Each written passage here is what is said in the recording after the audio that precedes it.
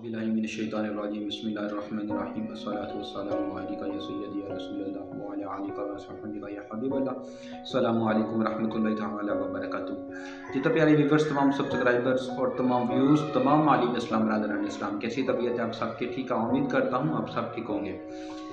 जी तो प्यारे व्यूवर्स, हम नुस्खा नंबर 2 ज़कावत हज सूरत अमज़ाल औरतों को लिखो, और ये चाहे गर्मी की वजह से हो, टाइमिंग का मसला, जरासीम की कमी, जरासीम को बढ़ाता है, क़ुव्वत बा बढ़ाता है, क़ुव्वत बा को बेहतर करता है, मनी को गड़ा करता है और सुज़ाक के लिए बेहतरीन है।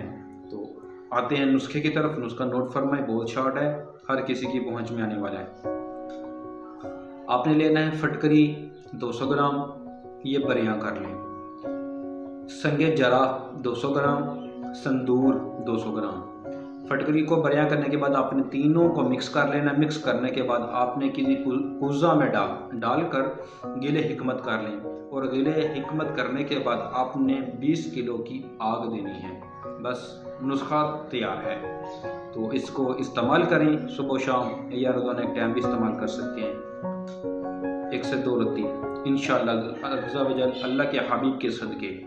ये जो मैंने आपको पहले चीज़ें बताई हैं, एक दफ़ा इस्तेमाल करेंगे तो सारी ज़िंदगी आप दुआएं देंगे। ये समझ लें, मैंने आपके लिए एक ख़जाना, अहम तरीन जो चीज़ है वो मैंने आपको बयान कर दी। इससे पहले भी नुस्खा नंबर 1 जो है वो भी बहुत अहम है, वो भी हमने आजमाया है, और अल्हम्दुलिल्लाह मैंने 1-2 दिन पहले ही जो है ना वो कराची इसका पार्सल रवाना किया है, और उसके अलावा भी हमने ये चीज़ें इस्तेमाल की हैं। अल्हम्दुलिल्लाह हमें बहुत ज़्यादा रिजल्ट मिला, बहुत ज़्यादा इन चीज़ों का रिजल्ट मिला है अल्हम्दुलिल्लाह।